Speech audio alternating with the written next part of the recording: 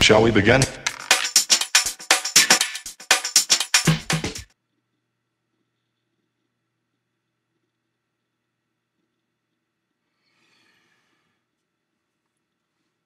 Hello everyone, Animan Glendora here, bringing you another terrible theory.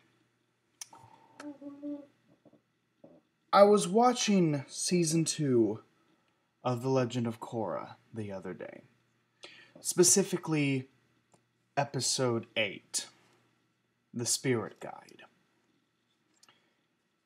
when I noticed something that I didn't think too much of when I first saw it. When I saw it the first time, or even the second time. But the third time is when I notice these things. Typically when I watch something, the first time is simply for enjoyment. The second time, now that I've seen it completely, I start to search for any hints, any foreshadowing, things like that. Things that you would expect to be in the film, things that maybe didn't make sense at the beginning but make sense toward the end. That's what I look for in the second viewing. And in the third viewing, I look for the minor details. The minor details that don't really mean anything in terms of story, but were put there for a reason. They were clearly put there for a reason. So, in Legend of Korra, Season 2, Episode 8, The Spirit Guide. What the hell was that alligator-like thing that Korra and Jinora found? What the hell was that? Now, for those of you who need a bit more context, in the 8th episode of the second season, Korra needs to get into the spirit world. She needs to get into the spirit world so she can close the portal. So she can close the southern portal and stop Unalaq from reviving Vaatu. However, she can't go to the spirit world herself. She can't go there herself. Excuse me.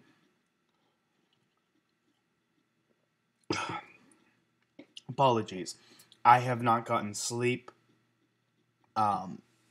I've been playing a certain game, and I will have another theory going up today. But anyway, back to the topic at hand. She needs to get into the spirit world. Tenzin can't seem to get her in there, but Jinora can't. She has a much greater connection with spirits than her father does. So Jinora manages to get Korra into the spirit world, where Korra proceeds to anger what I can only assume are Timon's relatives, spiritual relatives. Not Timon. No, yeah, it was Timon. I don't do Disney. I can't Disney. Anyway. So, Timon's spiritual relatives, and they get angry at her, and they proceed... Phone, don't go off when I'm trying to talk. There, silenced you. They proceed to create a whirlpool, which sucks in Korra and Jinora, and they get spewed out into this large ocean. It's a huge body of water, large enough to be an ocean, but the way it moves like it's a river. It doesn't move like an ocean, it moves like a river. And when we zoom out, we see that there are 3 of them. 3 of these ocean rivers. There's one up here, one where they are, and then one below them. And in between each of these rivers, there's like a gap of space, of just like darkness. Of just like darkness in between them. And it's very odd. It comes out of nowhere, and then we see this gigantic creature that looks like a gigantic like alligator or crocodile or something along those lines. Some kind of gigantic reptile that is absolutely humongous compared to everything else we've seen. Even compared to Rava and Vatu. Like, we see just how big Korra is compared to Rava and Vatu. We see that later on in the season. But this thing looks at least 100 times bigger. At least. Probably thousands of times bigger. Korra and Jinora are ants. Are tiny ants when you see them compared to this thing. And you do get to see a comparison picture when he's about to swallow them whole. And he does. It swallows them whole, and somehow they get brought back to the spirit world. So clearly they weren't in the spirit world because his stomach was a portal to the spirit world. So where the hell were they? Where were they? What was that place they were in? Where did Timon's relatives take them? I have been racking my brain trying to figure out what the hell that place is.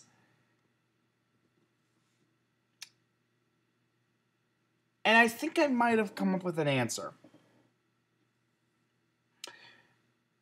We know it's not the spirit world because they got flushed out of the spirit world by Timon's relatives, and then that thing swallowed them and brought them back to the spirit world, which brought them back to the spirit world. So they were out of the spirit world at that point in time. They weren't in the human world. They weren't in the human world because creatures like that don't inhabit the oceans. They didn't in Last Airbender. They don't in Legend of Korra. If they had, we would have seen them. It's like the whole sand sharks in Legend of Korra. They didn't exist in Last Airbender. However, like I explained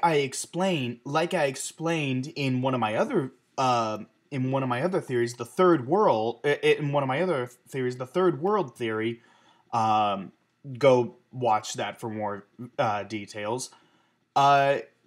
The sand sharks and dragons escaped the human world and the spirit world and went to the third world, the void. We hear it called the void. And I suspect that these creatures pretty much ran away from those other two worlds because it saw just how dangerous those worlds were getting. It's like, oh, we can't stay here. Let's go to this third world, the void. Because all three of these worlds are connected. They're all connected, which is the whole theme of Avatar, that everything is connected. But if we're not in any of the three worlds, where are we? Where are we when Korra and Jinora get flushed out of the spirit world? What is that place? My theory is that we are in a type of, we are in the rivers of reality. That's what I'm going to call it. We're in the rivers of reality, where basically these giant creatures are basically the guardians of reality. They each hold the different worlds, the different dimensions inside them. The spirit dimension, the human dimension, the void dimension. They are the carriers of those dimensions. It's kind of like how our galaxies carry so many worlds. These creatures are the Avatar's equivalent of our galaxies, and they are flowing in the rivers of and they are swimming in the rivers of reality. They are swimming in that stuff. And they're carrying our worlds inside them. And so that would mean that these things are on a higher plane of existence than even Rava and Vatu. Which, that's nuts. That's nuts to think about. Because we know there are 3 of these rivers. We see it. We see it in the episode. We see the main river, and then we catch glimpses of the top and the bottom rivers at the top and the bottom of the screen. We catch glimpses of them. So we know there are 3 of these ocean rivers. They gotta be oceans because of how freaking gigantic these creatures are. And I am positive that there are other similar creatures in the top and bottom rivers. And these things are carrying the different worlds, the different dimensions. They are flowing down the rivers of reality. These things are basically the closest thing to God that the Avatar franchise has. They are the closest things to gods. Not Rava and Vatu. No. Rava and Vatu, they're powerful, but like I said in one of my other theories, they are more like the Adam and Eve of the Avatar world. But Adam and Eve had to have been created by God. These are those gods. These gigantic creatures created the 3 dimensions, created the 3 worlds, and the Avatar, and seemingly some creatures can travel between the dimensions, such as the dragons and the sand sharks.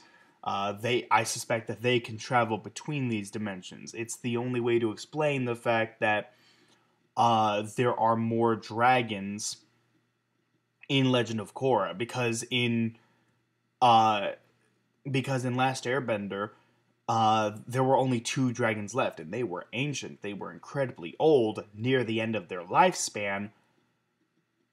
But then 50 years later, here's Legend of Korra. Zuko has his own dragon.